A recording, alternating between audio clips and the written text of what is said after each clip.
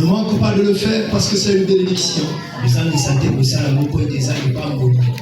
Mon ami, nous avons reçu une invitation divine.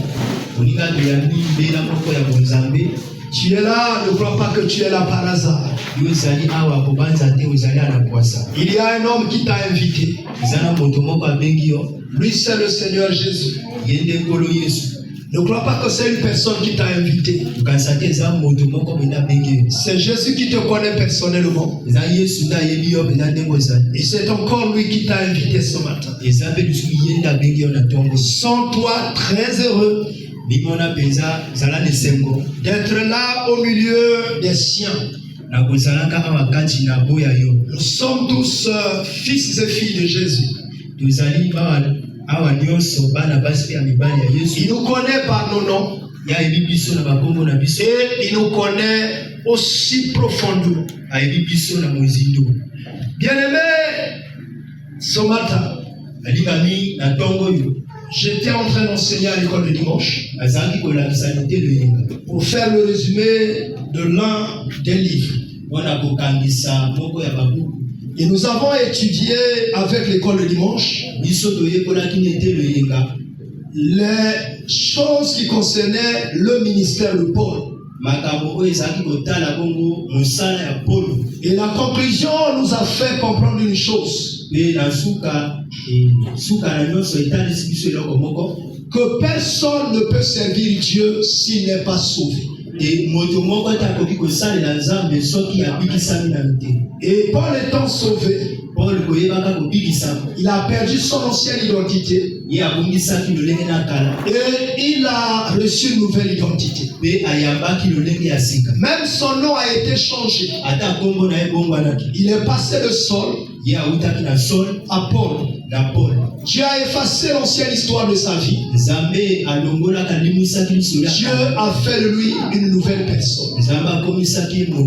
Voilà pourquoi le livre ou la Bible dit que lorsqu'une personne est en Christ,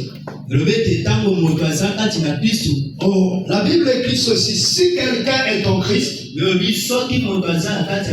est une nouvelle créature. Les choses anciennes sont passées et toutes choses sont devenues nouvelles. Je voudrais rassurer un enfant de Dieu ce matin. Ne te fais jamais du mal par rapport à ton passé.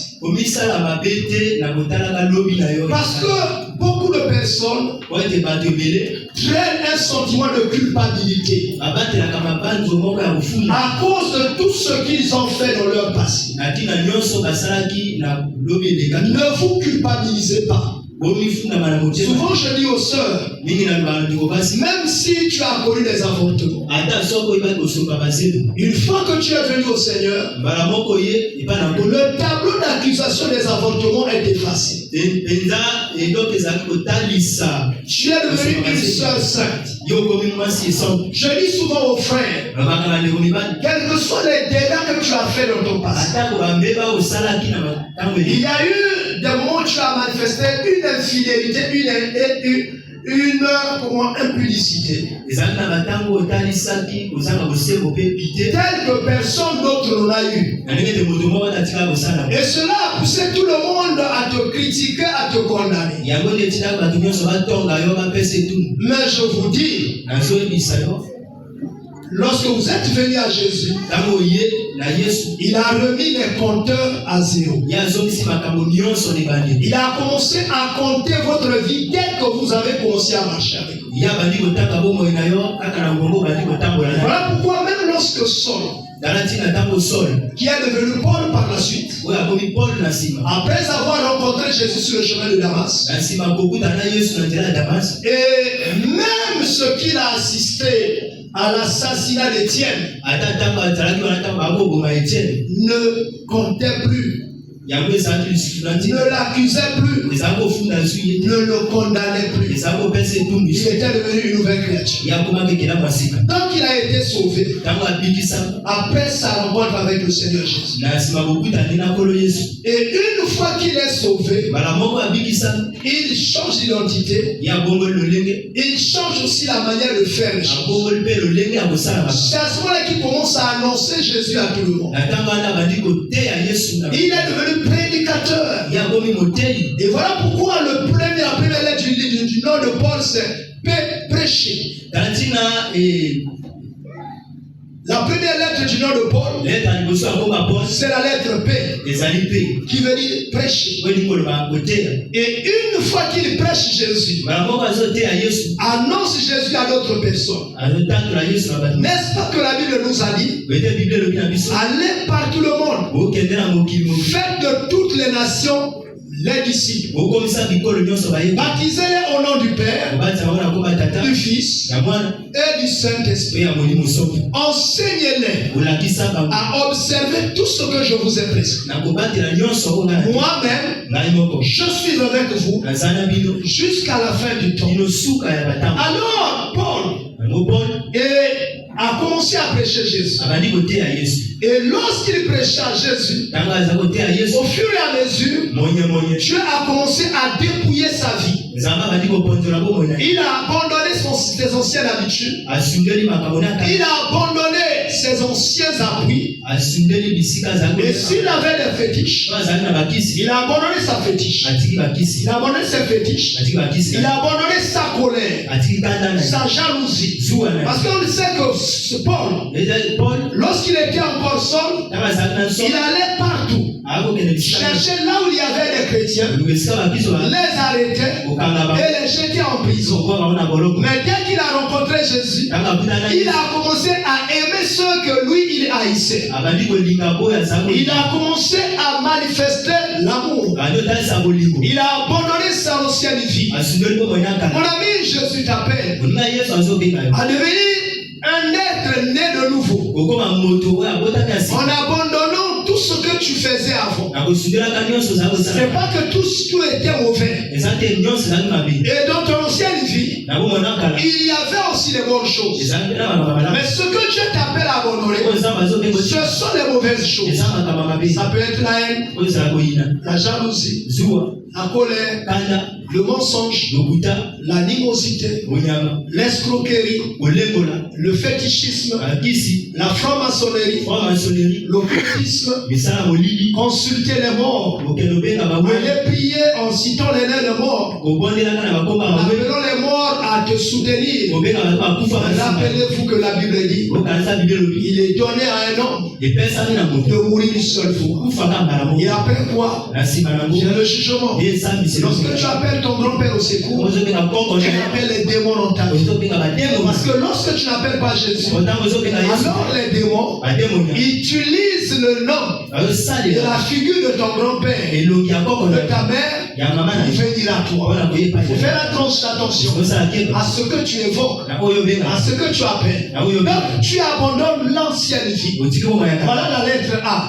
Une fois que tu abandonnes l'ancienne vie, alors Jésus priait. Il dit, Père, ce que je te prie, c'est de ne pas enlever les chrétiens du monde, de les ôter du monde, mais ce que je te prie, de les préserver du mal. Tu es devenu un homme de prière. Le but là, c'est une prière. Et tu commences à manifester la prière. Et lorsque tu manifestes la prière, et tu vas commencer à vivre la gloire de Dieu, tu commenceras à voir la paix de Dieu. Tu commenceras à voir l'amour de Dieu. À ce moment-là, Dieu va faire de toi quelqu'un qui sera un vainqueur. Et tu auras du secours. Et Dieu est là pour tous ceux qui ont des épreuves dans leur vie. Il est secours. Et vous bénéficiez de la grâce de Dieu pour devenir un lutteur comme le frère David. Même en face du lion, tu le renverseras. Même en face de l'ours, tu le renverseras. Rien ne se tiendra de vous devant. Parce que ce n'est pas toi qui combats, mais c'est le Seigneur qui combat. Voilà pourquoi l'appel de ce matin, tu dois faire de ta vie un temple pour Dieu. Et voilà pourquoi nous continuons avec le message et intitulé Courons vers la carrière. Courons tous à la carrière. La carrière, c'est un lieu où on émonde les choses, où on donne à la chose la forme qu'il faut, afin que cette chose soit utile pour construire un édifice solide, et que cet édifice-là puisse manifester une gloire. Mon ami, pourquoi nous envoyons nos enfants à l'école? Parce qu'on sait qu'à l'école, nos enfants reçoivent des capacités. Des capacités qui font d'eux des personnes. Des personnes meilleures et capables de faire des bonnes choses. Et voilà pourquoi nous les envoyons à l'école. Et de la même manière, nous devons venir rencontrer Jésus. Parce qu'il va échanger notre ancienne identité. Vous voyez ce que nous lisons le sol. Et lorsqu'il a rencontré Christ, alors Jésus a commencé par le sauver. Il apprend tel qu'il était. Voilà pourquoi il utilise la première lettre de son ancienne vie. Il a pris son ancienne vie et il a transformé son ancienne vie. Et il a donné une nouvelle vie. Dans cette nouvelle vie, il a versé une dose. Une dose de puissance, une dose de connaissance, une dose de sagesse. Pour lui, il est le prédicateur. Mais pas une prédication vide. Une prédication chargée de puissance pour briser les montagnes, les hôtels et les malédictions établies et élevées par les anciennes vies. Et en faisant de lui cela, et il lui a donné la capacité de se séparer de son ancienne vie. Oh, la Bible dit, si quelqu'un de Christ, il est une nouvelle créature. Comme cela, le Colossiens 5, il sait une nouvelle, il fait de lui une nouvelle créature. Son ancienne vie est passée. Mon ami, ne pense plus aux événements passés. Ne pense plus à ce que tu as fait de ton passé. Ne te condamne pas à cause de tes erreurs. Nombreux viennent servir Dieu avec une culpabilité dans le cœur. Qui de nous est meilleur? Aucun. Nous les prédicateurs, on a un gros défaut. Celui de faire croire que nous sommes justes et que les autres qui sont en face de nous sont médiocres. Ça, c'est un défaut. Il faut que nous ayons un peu d'humilité. Comme le comprendre avec Paul. Il dit ce que je crains, ce que je redoute, c'est ce qui m'arrive.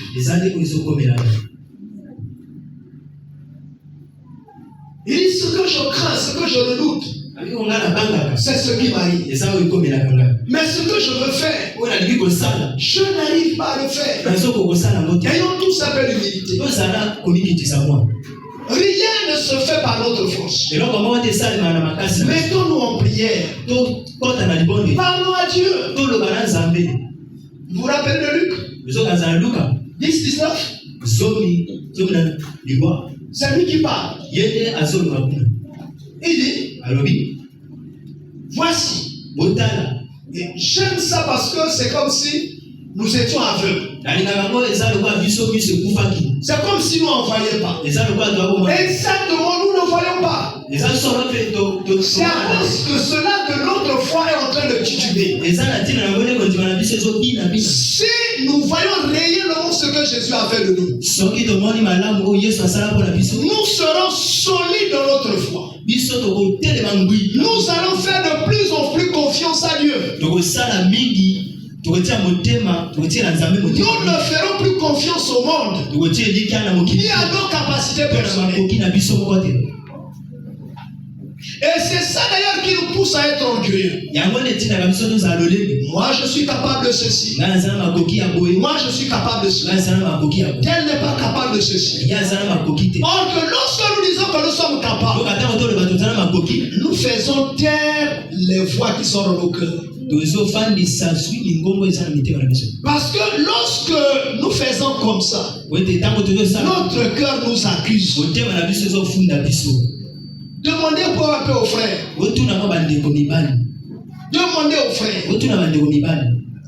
Et surtout les frères qui ont eu des relations avant d'épouser leur femme. Frère, excusez-moi. Je ne vous trahis pas. Mais je ne fais que dire la vérité pour que ça libère tout un chacun. Il y a des fois, il est avec sa femme. Même dans les lieux les plus secrets d'un couple. Une pensée lui revient et il pense à son ancienne concubine. Je ne voudrais pas dire un secret pour ne pas que les sœurs puissent chamailler leur mari à la maison. Ça, je le garde pour moi. Excusez-moi mes sœurs. Vous voyez, on doit arrêter de se vanter. Tout ce qu'on doit faire, c'est de faire confiance à Dieu, de se soumettre à lui et de lui demander de nous aider. C'est tout ce qui est meilleur. Bien-aimés, nous repartons là-bas. Et nous devons courir à la carrière. Rappelons-nous qu'est-ce que la carrière. Vous allez voir que vous pouvez avoir de l'argent. Vous allez dans un magasin. Vous allez même dans une quincaillerie. Avec votre argent, vous achetez des barres de fer. Et vous voulez en faire couvrir vos ouvertures à la maison. Mais vous ne pouvez pas les utiliser tout de suite. Il faut que vous partiez à un atelier. Voir le ferrailleur et lui confier votre travail. Et lui il va commencer par découper les fers. Et si toi tu restes là, tu peux avoir pitié de ton argent. Parce qu'il va commencer à les découper même en petits morceaux. Alléluia. Amen. Mon ami, c'est comme ça lorsque nous venons à Dieu. Lorsqu'il commence à nous découper, vous voyez, il y a des choses qui commencent à s'entrechoquer dans nous. En nous, ça commence à s'entrechoquer. Parfois, on sent une certaine douleur. On n'arrive pas à abandonner telle ou telle chose. Il y a même des regrets qui renaissent. Tu dis, ah mais Seigneur, mais tu devais quand même me comprendre. Hein? Tu voulais même faire un compromis. Oh Seigneur, tu devais quand même avoir pitié de moi. M'accorder par grâce ceci. Et le Seigneur lui commence à découper, à te séparer. Et parfois lorsqu'il te sépare, tu passes par des grandes difficultés. Mon ami, regardez la marche d'Israël. C'est en cherchant les solutions de sa vie qu'ils sont arrivés jusqu'à l'Égypte, n'est-ce pas? Et les premiers jours, les premières années, les premiers siècles, ils ont vécu la joie, la paix, même la grandeur. Maintenant, lorsque Dieu les a parlé qu'il fallait quitter, oui, ils ont bel et bien pris le départ. Mais lorsqu'ils sont arrivés en route, qu'est-ce qu'ils n'ont pas ressenti? Le regret de l'Égypte, la douleur d'avoir quitté l'Égypte et de vouloir aller à un autre endroit qu'ils ne connaissent pas. Ils se sont rappelés de ce qu'ils avaient en Égypte, de ce qu'ils consommaient en Égypte. Et ils ont commencé à accuser Moïse. Moïse, qu'est-ce qui t'a pris toi de nous enlever de l'Égypte et de nous emmener ici dans le désert, là où il n'y a pas l'eau, là où il n'y a pas le pain, là où il n'y a pas les concombres? Il y a des fois des sœurs qui disent: Jésus, lorsque je me vadouillais pour moi, Paul chaque mois on me donnait 600 000. André, lui c'était le congélateur, il s'en occupait. Mardoché lui payait l'électricité. Mais Jésus, depuis que je t'ai connu là, tu m'as donné un mari qui m'aime beaucoup, Paul. Mais Paul n'est pas capable de remplir mon congélateur. Et il y a des fois on coupe l'électricité. Jésus, ça c'est quel type de mariage que tu m'as donné? Ça c'est quel type de foyer? Et c'est arrivé à plusieurs femmes, même à celles qui prient. Et voilà pourquoi vous voyez qu'il y a des femmes qui est venue dans un foyer, continuer à se mettre ensemble avec son ancien concubin. Parce que la marche pour traverser le désert,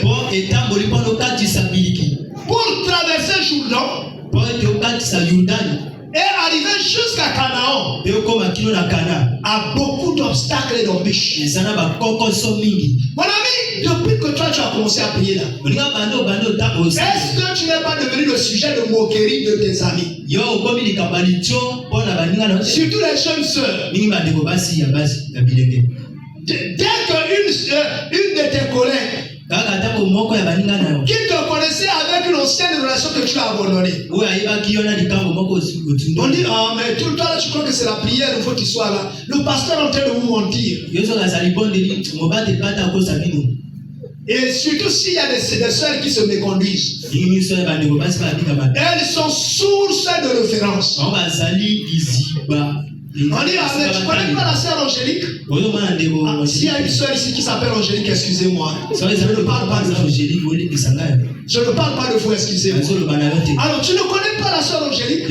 C'est une sœur qui chante à l'église, c'est une sœur qui interprète le pasteur, c'est une sœur qui fait le protocole. Mais tu connais que Benjamin c'est son concubin. Il est toujours dans cette relation, mais Dieu l'aime toujours dans cet état. Mais toi, comment tu vas abandonner Emmanuel? Vous voyez, il y a toujours des gens qui veulent te ramener, dans la mauvaise vie, d'éloigner toujours le Christ. Parfois, te faisant comprendre que tu es avec Christ, mais l'acte que tu es en train de te proposer t'éloigne de Jésus. Mon ami, surtout les hommes. Vous allez m'aimer, vous allez m'excuser, frère. Lorsque je parle de vous, je parle aussi de moi. Je suis homme comme vous. Une fois que tu t'es marié, les sœurs ne demandaient pas aux hommes quelle est la pression qu'ils subissent de leurs anciennes concubines. Et surtout si vous avez un mari, lorsque le téléphone sonne, il prend le téléphone, il s'éloigne, il sort, il va parler là-bas et il revient lorsque la conversation est terminée. Même lorsque vous allez poser la question, c'est avec qui tu parles. Oh, maman m'avait appelé. Oh, maman et voilà ce que maman me posait comme problème. Alors que c'est Angélique. Il y a une sœur Angélique ici, excusez-moi. Or que c'était Angélique qui l'avait appelé et qui disait, attends, toi depuis que tu t'es marié avec Angèle, tu l'achètes pour mon père. Tu penses que c'est quoi? Et Angèle là c'est la fin du mois. Et moi? Tu as vu la beauté que moi j'ai. Elle t'envoie une image sur WhatsApp. C'est une histoire que Satan utilise beaucoup. WhatsApp. Beaucoup. Mon ami, ne prenez pas plaisir de se mettre sur WhatsApp et de tourner comme ça. Ah non, ne prenez pas plaisir de ça. Et moi, ça me fait très malheureux. Je vois les sœurs, même de notre assemblée, se mettre dans des histoires bizarres. Ne se laissez pas conduire par Satan. Ne se laissez pas influencer par Satan. Refusez des choses inutiles. Je pense que c'était le dimanche dernier, je parlais à une sœur. Une fois qu'on a terminé le culte, ma sœur me dit, elle fut sur WhatsApp. Non, là, c'était même pas WhatsApp, c'était Facebook. Je connais mal cette histoire-là. C'était Facebook. Vous voyez, lorsqu'on rentre dans ces histoires-là, il y a même la musique du monde qui vous accompagne. Vous autres, des narcos, la mouelle dans la Alléluia. Amen. Alors, ne vous sentez pas culpabilisé par rapport à ce que j'ai dit. Une porte vous est tous ouverte. C'est le chantier qu'on appelle Jésus. Lui, c'est un chantier qui tourne, qui continue de modeler, qui continue de fabriquer. Et il fabrique chaque pièce de notre vie afin que nous le verrons une maison de Dieu. Ce qui est fait, c'est que les gens continuent à nous voir tels que nous sommes. C'est pas que une fois que nous avons rencontré Jésus, il va changer notre nez. Jésus n'est pas le maquillage pour changer notre teint.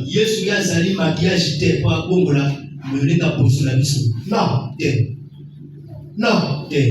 C'est pas qu'il va changer nos pieds. Mais ce qu'il va changer, c'est notre être intérieur. Il va changer notre manière de considérer les choses. Notre manière de prendre les décisions. Notre manière de s'appuyer ou de faire confiance à les hommes ou de regarder les hommes. Vous savez, un homme du monde, il culpabilise les autres de ne pas l'avoir aidé. Mais quelqu'un qui connaît Jésus, il compte sur Jésus. Jésus est devenu son appui, sa force, son catalyseur, celui qui aide à avancer. Mais avant tout ça, il doit te sortir de l'Égypte. En te sortant de l'Égypte, il doit te tailler. Mon ami, chaque fois que vous donnez un coup de machette à un morceau de bois, il y a des parties du bois qui se perdent. Jusqu'à ce que vous donnez la forme que vous voulez par rapport au bois, à ce que vous attendez du bois. Le bois va perdre beaucoup de choses. Mon ami, c'est ce que Jésus fait. Lorsqu'il nous taille là, beaucoup de choses vont partir.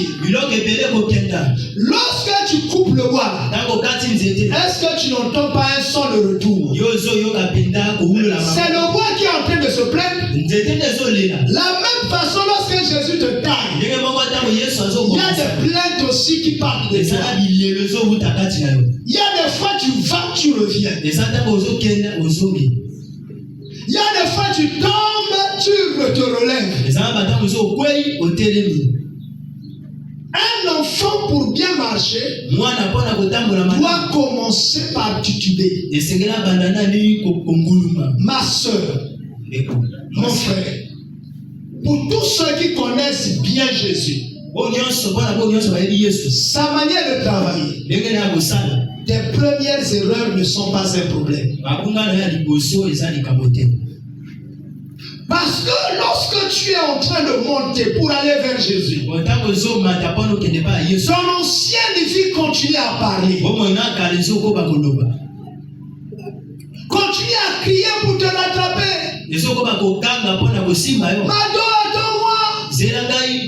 Rochero, attends-moi. Ne va pas, attends-moi. Tu es en train de partir, mais tu entends l'ancienne vie en train de crier. Alléluia. Amen. Alléluia. Amen. Tu entends l'ancienne vie en train de crier. Ah, mon ancienne concubine m'a appelé. Mes amis qu'on buvait ensemble m'ont invité. Et lorsqu'ils m'ont invité, on s'est assis autour de la table. Et ils ont posé une grosse bouteille de whisky. Et ils ont commencé à faire tiens. Et ils ont dit, mais toi tu prends quoi? Ah, moi c'est une bouteille d'eau. Moi c'est un jus. Ah, ils ont commencé à dire, oh Paul, toi aussi. Oh, toi tu buvais un demi-casier.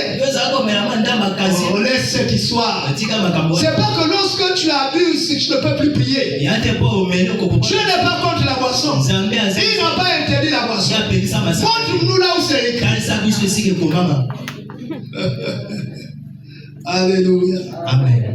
C'est l'ancienne vie qui ne se débarrasse pas vite.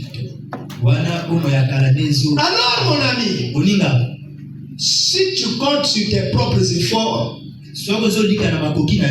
tu ne pourras pas aller loin. Vous comprenez? Lorsque tu veux t'élever, il y a des choses qui te ramènent en bas. Les scientifiques appellent ça la loi de la gravité. Lorsque l'avion monte, s'il n'y a pas assez de force, il y a une pesanteur qui l'attire vers le bas. Chaque fois que le mécanisme de l'avion tombe en panne, l'avion finit par faire un crash. L'avion finit par tomber et par se détruire. Mon ami, lorsque tu as pris la décision de marcher avec Jésus, tous les jours, il y a des forces qui s'opposent à toi, qui te pressent, qui te poussent toujours d'aller vers le mal. Mon ami, même Paul, frère, étant devenu un grand prédicateur, et Dieu l'utilisait puissamment. Un jour, il a prêché, il a présenté Jésus aux gens. Et les malades sont venus. Et il a prié pour les malades. Tout le monde était guéri. Qu'est-ce que les gens n'ont pas dit? Les dieux sont tombés sur terre. Les dieux sont tombés sur terre. Paul n'a pas accepté ça. Parce que lui, il n'est pas digne de recevoir l'adoration. L'adoration revient seulement à Jésus. La louange revient à Jésus. Nombreux de serviteurs de Dieu sont tombés. Parce que chaque fois que Dieu l'a utilisé pour quelque chose, il s'est mis devant et a relégué Jésus derrière. Il dit, moi je fais ceci. Moi, je suis capable de ceci. Il a cessé de présenter Jésus. Il se présente lui-même à la place de Jésus. Et comme ça, nombreux tombant dans cette difficulté-là, on finit par faire recours à des sciences occultes. Et c'est comme ça même les gens qui ont commencé la vie chrétienne avec Jésus, qui ont commencé le ministère avec Jésus, ont fini le ministère avec les esprits impurs. Ce que le livre d'Apocalypse appelle les esprits de grenouille.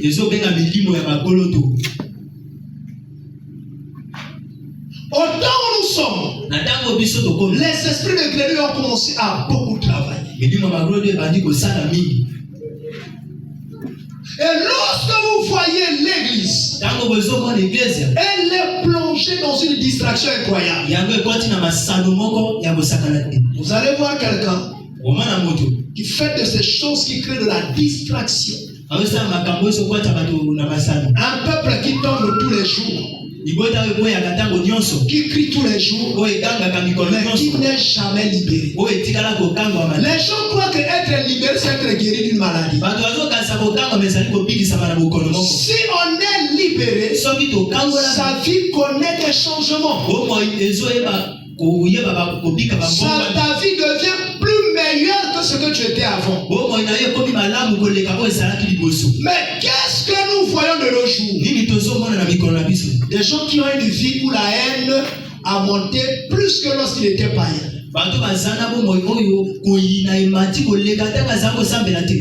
Des chrétiens qui manifestent une vie où le mensonge a plus monté que lorsqu'il était avant. Même les prédicateurs fabriquent des témoignages pour séduire.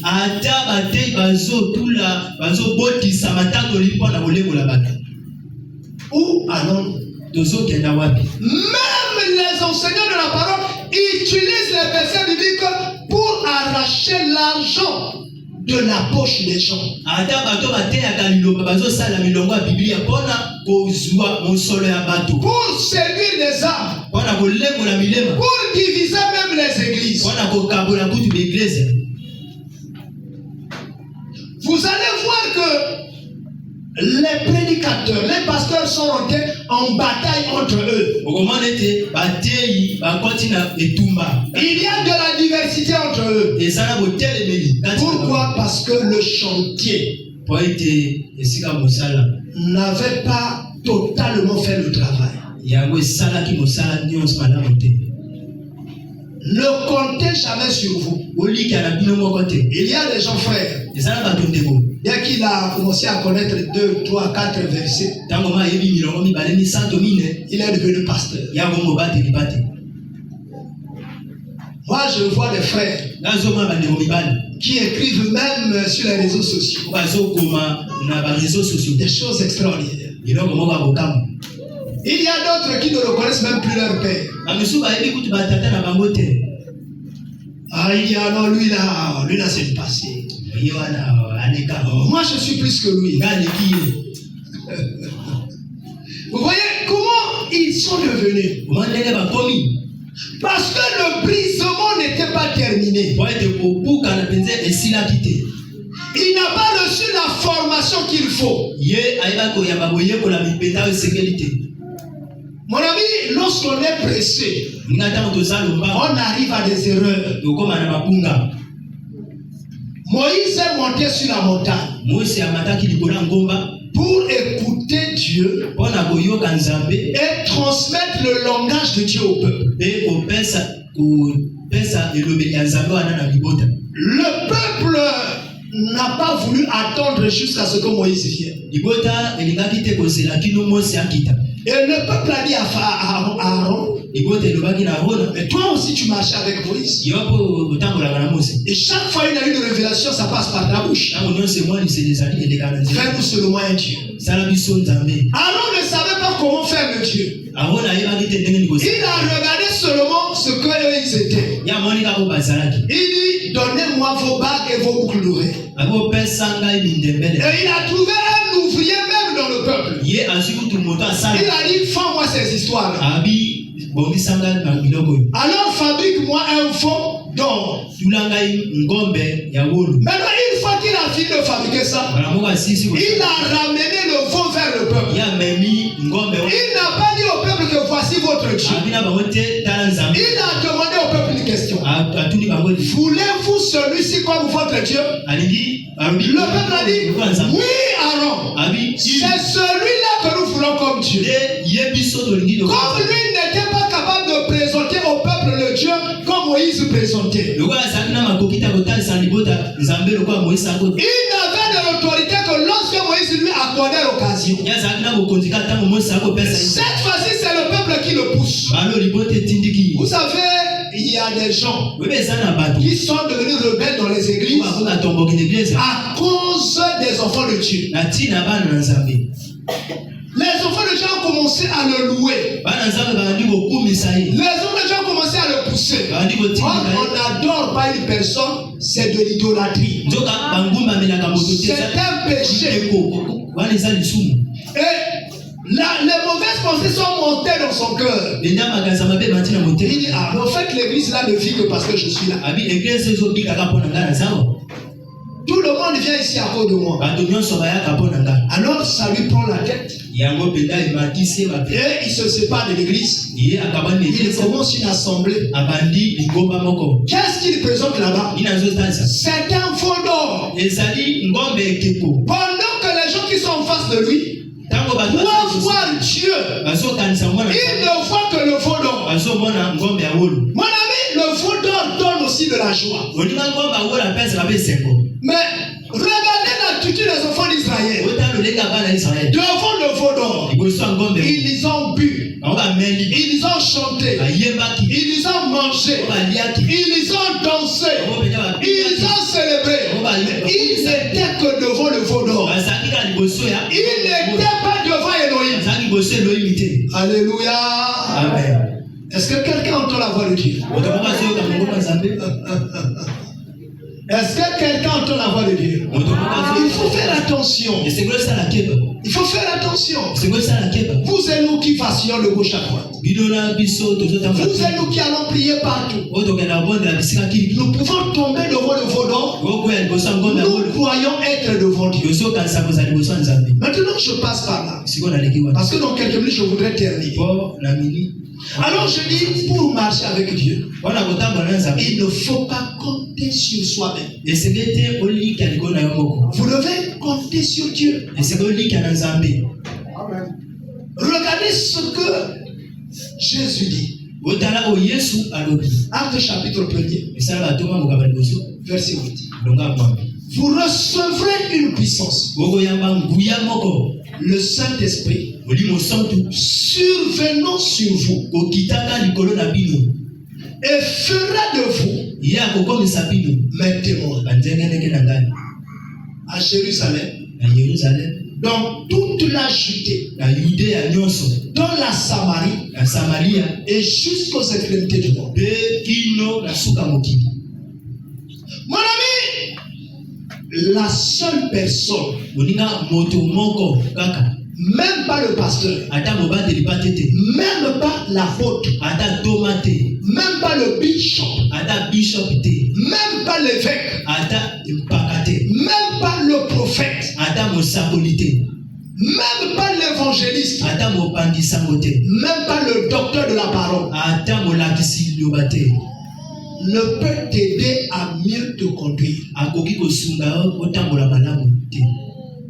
Si ce n'est que lui-même, il a d'abord le Saint-Esprit. Se laisser conduire par un berger qui n'est pas animé par le Saint-Esprit, c'est un danger catastrophique. Parce que ça commence à détruire d'abord ta vie ici sur terre. Et ça détruit ta vie dans l'éternité. Nombreux des personnes voit que tous ceux qui conduisent l'église sont en train de la conduire avec l'aide du Saint-Esprit. Mais d'autres le font avec des esprits d'emprunt.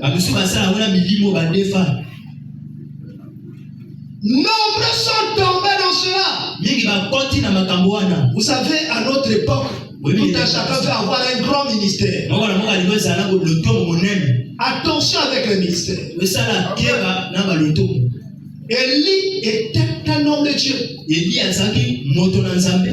parlait à Dieu. Il pouvait arrêter la pluie. Il pouvait appeler la pluie.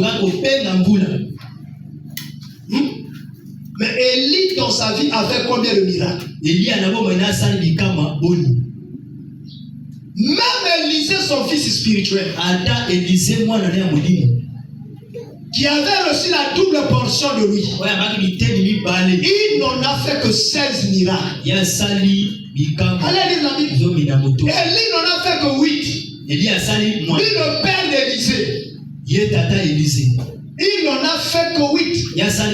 Son fils en a fait 16. Mais nous voulons en faire 2000 par jour. Mais nous ne faisons aucun miracle. Les gens qui travaillent avec les esprits d'emprunt, ils ne font aucun miracle. Tout ce qu'ils font, c'est habiller tout un chacun de l'aveuglement. Vous voyez les gens qui crient à tue-tête. Alléluia. Alléluia. Gloire à Jésus. Il fait de grands miracles. Quelqu'un tombe par là. L'autre par là. Il est en train de crier. Laisse-moi. Laisse-moi. Rien ne l'a laissé. Rien. Vous allez voir la même personne qui est tombée aujourd'hui va tomber encore demain. Or que la Bible dit, si le Fils de l'homme vous affranchit, vous êtes réellement libéré. Comment que tu es libéré de cet esprit? Et demain tu retombes dans le même esprit. On commence à pousser les mêmes cris. Est-ce que tu as été libéré? Essaye de te poser la question. Et vous êtes toujours content de visiter ces églises-là. Parce que tu tombes tous les jours. Comment ça? Ça c'est quel esprit? Qu'on n'arrive pas à comprendre. Où on est embrouillé là. Alléluia. Amen. Oh, on a prié pour moi. J'ai été totalement délivré. Tu retombes tous les jours dans le même péché. Ton cœur continue à battre la chamade de la même manière. De la même manière que tu étais païen là, ton cœur continue à avoir les mêmes sentiments. C'est comme ça que vous allez voir les esprits de mensonge se manifester dans la vie des serviteurs de Dieu. Les esprits de haine se manifester, les esprits de division, de jalousie, de querelle, d'animosité. Il y a même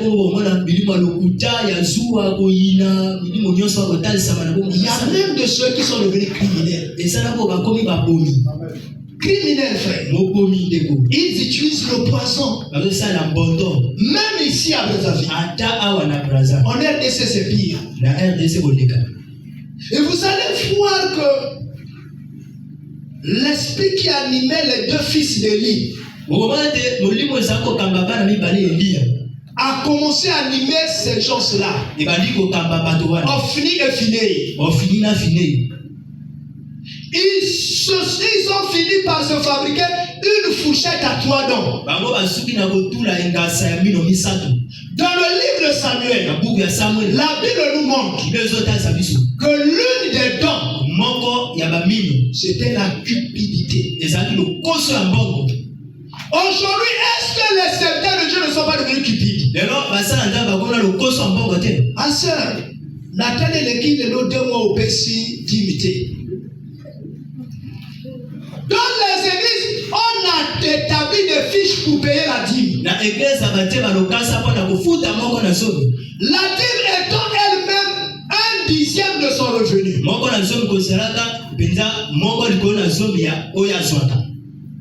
Mais il y a des gens qui n'ont même pas de revenus.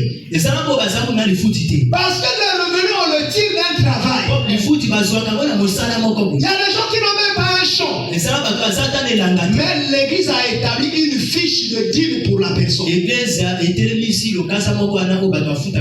on contrôle la dîme. Or que lorsque nous regardons la parole, on n'allait pas chercher des gens pour venir donner la dîme. Chacun emmenait volontairement sa dîme. Et encore ce qui se passait, qui ne se passe plus souvent dans nos églises, c'est que lorsque quelqu'un emmenait sa dîme, le 1/10 de la dîme revenait au pasteur.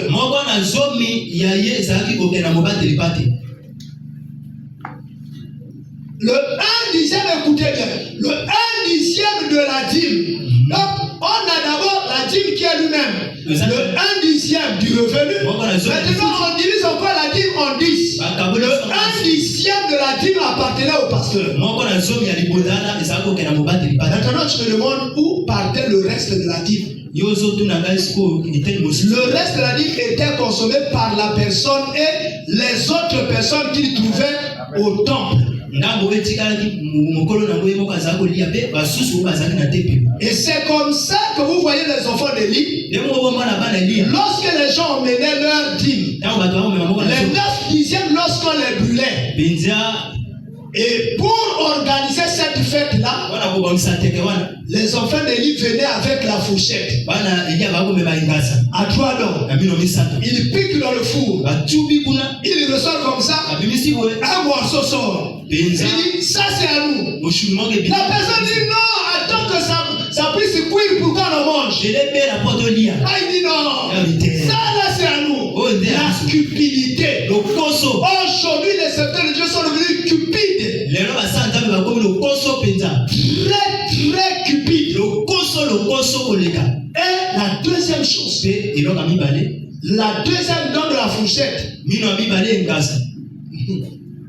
c'était quoi? L'impudicité.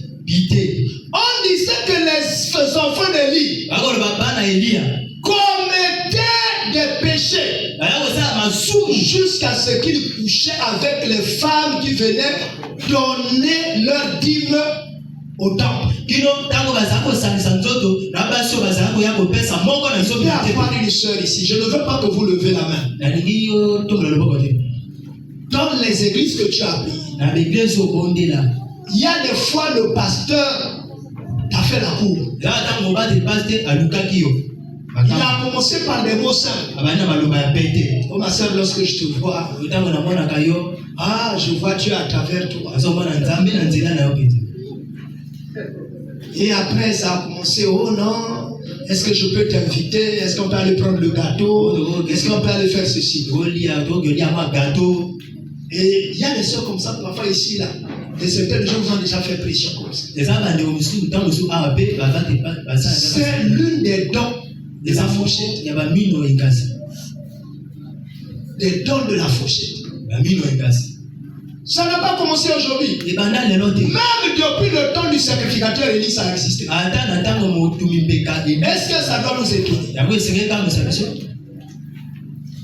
Fais attention avec ce que tu vois. Fais attention avec ce que tu écoutes. Fais attention avec ce que tu vis. Il y a même de ceux qui se sont... comment je peux... qui parlent au nom de Dieu.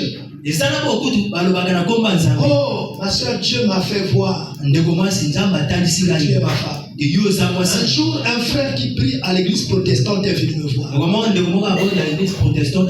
Il dit, papa, moi j'ai vu une soeur de nos églises.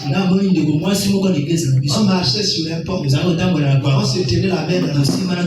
Elle était à ma gauche. Et moi j'étais à sa droite. Et puis elle avait la robe blanche toute longue. Et moi j'ai porté le costume blanc avec les chaussures blancs. Et on partait là. Et la traînée de la robe venait derrière. J'ai dit, frère, c'est quoi? Il dit non, c'est que Dieu a dit que c'est ma femme. Maintenant, je lui ai posé une question simple. Frère, dis-moi, est-ce En dehors de ce que tu as vu, le rêve là. Comme lorsque tu regardes cette soeur-là, il y a un pincement de ton cœur. Il dit oui, papa. Il dit lorsque je vois la soeur là, je l'aime même du coup. Je dis non, ça c'est le diable qui t'a montré ça. Il dit non, papa, c'est Dieu, papa. Tu n'as pas passé tous les deux. Je dis c'est le diable, frère. Alléluia. Je dis, regardez, la Bible dit, il y a de ces rêves qui sont le fruit de quoi? De nos pensées. Tellement que dans mon cancer, dans son cancer, ah, c'est Germain. Attends, dans mon cancer, je suis dans moi si la maille casse. La colonne de la yendoto. La colonne de la yendoto. Dans mon cancer, je me ça. Pourquoi vous êtes un pasteur? On peut nous dire 20 ans dans un temps pour à l'église. Oh, t'es servant particulière. Depuis tu y a un bureau, un ministre va dire que ma première particulière. Puis sur le passage, on a dit ma particulière. Pour tout le Élysée, on a un collaborateur. Mais puis tout le monde, il y a un collaboratrice. Et dans le pavé, est-ce que vous avez un collaboratrice? Alléluia. Amen. La belle vie est permise. On se fait pour la moitié de la boutique. Moi, la boutique. Il y a un secrétaire particulier dans le secrétaire particulier qui est papa au côté de papa, on y va que ça. Si on a Nicolo, il y a moins mon ami papa. Papa pour une salle de cas pour papa l'année. Mais parce que sous les cas de bala on va tirer les balles. Alors il m'a l'air. On est bien là, on n'a pas besoin de. Atika les balles. Ici on a qui ça. Zoma. Attention à ma calice. Il faut qu'on fasse attention à ça. Le diable peut nous miroiter les choses. Alors il ne faut pas compter sur toi-même. Appuyons-nous sur le Christ. Devenons des hommes de prière. Jésus a dit, j'ai encore beaucoup de choses à vous dire. Mais vous ne pouvez pas les garder maintenant. Mais lorsque le consolateur sera venu, il fera quoi? Il vous enseignera. Il convaincra le monde. C'est le Saint-Esprit dans ce travail qui aide un chrétien à être solide. Qui aide un chrétien à ne plus être un égoïste. Donc tu n'as pas le Saint-Esprit. C'est comme ça que tu sauras si tu as le Saint-Esprit ou non. Si ton cœur bat maintenant pour les choses du monde, continue à battre pour les choses du monde. Tu viens à l'église. Ce que tu demandes, Dieu, moi c'est une voiture. Dieu, moi c'est un voyage en Éthiopie. Lorsque j'ai dit Éthiopie, la personne ne veut aller en Éthiopie. Oh Dieu, moi c'est un voyage aux États-Unis. Il y a des gens aujourd'hui qui se battent pour ça. Mais pourquoi tu ne veux pas un voyage à 45 km? Pourquoi tu ne dis pas Dieu, je veux commencer un show à 45 km? Oh, moi c'est un voyage au Canada. Moi c'est un voyage au Mexique. Qu'est-ce que tu vas chercher au Mexique? Qu'est-ce que tu convoites là-bas? Alléluia. Amen. Vous voyez, celui qui a un cœur non conquis par Dieu, il est plus intéressé par les choses du monde que par les choses de Dieu. Même le culte, il vient en retard. Non, je n'ai pas dit, je ne sais pas parler de toi qui est venu en retard. Seulement, il faut réviser ta manière de venir à l'église. Alléluia. Amen. Non, je n'ai pas parlé de toi. Seulement, il faut réviser ta manière de venir à l'église.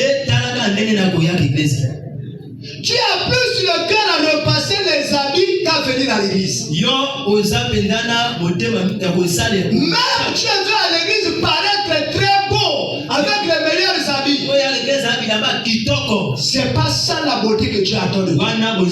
Dieu attend de toi la beauté intérieure.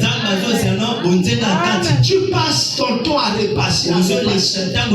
Mais tu ne passes pas ton temps à prier. Lorsqu'on dit prions là, tu pries 10 minutes et tu t'arrêtes. Les autres sont encore en train de prier au Bandi Koyemba. Alléluia. Alléluia. Amen. Que Dieu nous donne la force d'aller plus loin, de devenir plus meilleur. Je veux qu'on s'arrête ici. Parce qu'aujourd'hui, je ne voudrais pas qu'on termine en retard. Et pour que je puisse prier maintenant, je veux gérer le temps. Je veux d'abord que tu déposes tes offrandes dans le panier.